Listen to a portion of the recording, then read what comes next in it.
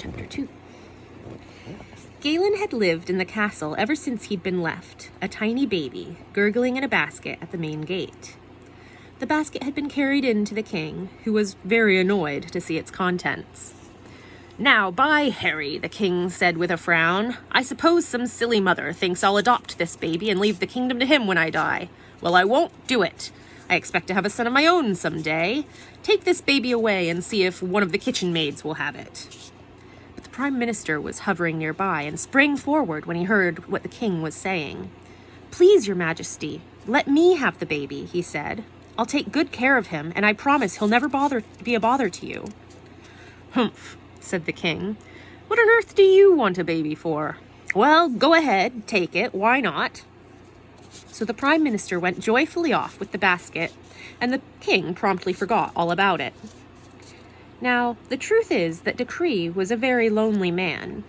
He had never had a wife, and he lived all by himself in the castle tower. But it wasn't a wife he was lonely for, it was a child.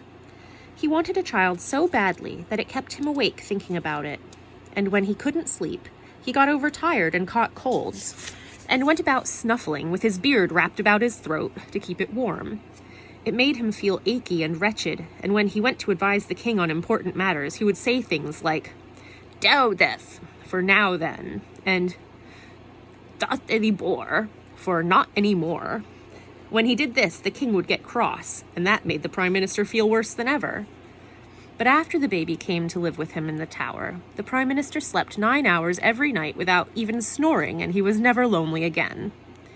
So he named the baby Von Galen, which means little healer. It was a very long name, so the baby was mostly called Galen for short, which suited him very well. And as soon as he was old enough, the Prime Minister taught him to read and write and made him special assistant.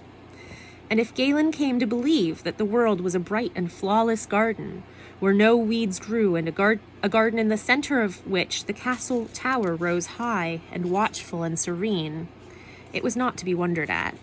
After all, he was cared for tenderly, with never a wish ungratified, and he and the Prime Minister loved each other as much as any real father and son since time began.